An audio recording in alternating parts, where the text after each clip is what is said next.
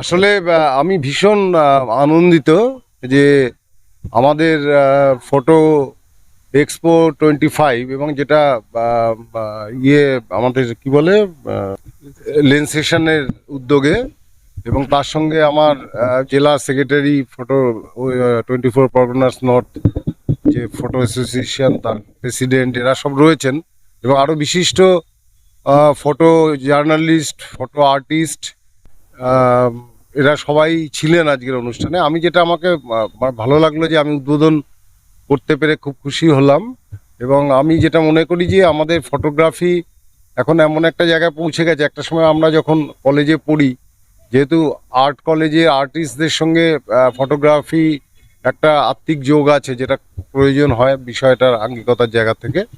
কিন্তু যেটা মনে হয় যে আজকে বোধহয় সবার হাতে এই আমাদের যে মোবাইল স্মার্টফোন, যেটা তার ফলে আমরা যত খুশি যেমন খুশি যেভাবে খুশি ছবি তুলে যাই। এবং আমার একটা জিনিস খুব মনে হয়, আমি যদি 200টা ছবি তুলি, একটা দুটো ছবি বোধহয় তার থেকে কোনো না কোনোভাবে চাই না চাই একটা দাঁড়িয়ে যায়। সেটা দিয়ে কিন্তু সত্যিকারের যে ফটোগ্রাফির শিক্ষার যে জায়গাটা ছিল, সেই বেনু সেন তার কাছে আমরা সেই সময় শিখেছি ব্ল্যাক অ্যান্ড হোয়াইট একটা 12টা ফিল্মের রিল দিয়ে। সে সাংঘাতিক একটা ব্যাপার ছিল যে কিভাবে ফটোগ্রাফি খরচা তোলা যাবে। আজকে সেটা নেই। তা সত্ত্বেও কিন্তু আমার ব্যক্তিগতভাবে মনে হয় ফটোগ্রাফি নিয়ে আমাদের নববারাকপুরে বিশেষত আমি বলতে পারি সেইভাবে একটা ভাবনা চিন্তা বা সেটাকে আরও বিকশিত করবার ক্ষেত্রে যে চর্চা বা জায়গা, সেটা অনেকটা কম। এবং এই সাথী লেন্সেশন যে কাজটা করছে ওরা সবাই মিলে, এই কাজটা আমার মনে হয় ওদের খুব বড় একটা কাজ করছে এবং ক্রিয়েটিভিটির জায়গা থেকে মানে সৃষ্টিশীল জায়গা থেকে এই ধরনের কাজ আরও বেশি করে হোক এবং আমি সর্বদাই তাদের পাশে যদি একটু থাকতে পারি আমার ভালো লাগবে। আমি সে কথা বলেছি, এইটুকুই আর কি। এবং এটা খুব বড় উদ্যোগ, ভালো জায়গা এবং মানুষ শুধু মোবাইলে ছবি তোলা নয়, ছবিটাকে ছবির মতো করে আলো ছায়া তার কম্পোজিশন তার অন্যান্য বিষয়গুলোকে নিয়ে যদি ছবিটা একটু তোলার চেষ্টা করেন তাহলে মনে হয় অতি সহজেই অনেক ভালো ছবি তৈরি হতে পারে। ধন্যবাদ। দেখুন, আমি চাই শুধু ফটোগ্রাফাররা না, অনেক সাধারণ মানুষের মধ্যে যাদের ফটোগ্রাফিক ট্যালেন্ট আছে তারাও এগিয়ে আসুক। এই কারণেই আমার এই উদ্যোগ বলতে পারেন।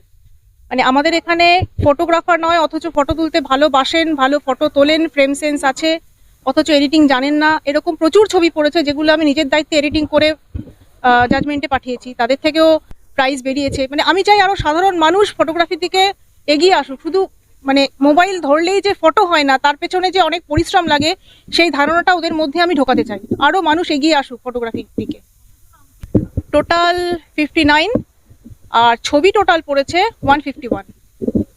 এক্সিবিশন, ঠিক আছে, ওরা ফটো সাবমিট করেছে, যারা এডিটিং জানে না তাদেরটা আমরা নিজেরা কারেকশন করে তাদের দিয়ে তাদের পারমিশন নিয়ে তারপর আমরা জাজমেন্টে পাঠিয়েছি। লন্ডন, এরকম চেকোস্লোভাকিয়া, বাইরে টোটাল 4-5টা দেশ থেকে আমাদের এখানে ছবি পড়েছে। এবার ক্যামেরা থাকলেই ফটোগ্রাফার হওয়া যায় না, তার জন্য প্রপার পড়াশোনা প্রপার ট্রেনিং দরকার হয়। তাই আমি বলবো ক্যামেরা অবশ্যই কিনুন, তার আগে একটু ফটোগ্রাফিক সেন্স নেওয়ার পরে দামি ক্যামেরায় যান, নাহলে কিন্তু ফটোগ্রাফার হওয়া যাবে না। প্রচুর প্ল্যানস রয়েছে আমাদের পাশে। আমাদের কিছু টিম মেম্বার মডেলসরাও রয়েছে যারা আমাদের কথা শুনে সেইভাবে নিজেদের তৈরি করছে। এটাকে আরো বড় আকারে আমরা পরবর্তীকালে আনার চেষ্টা করব। বিশ্বাস এক্সিবিশনটা অ্যারেঞ্জ করা হয়েছে।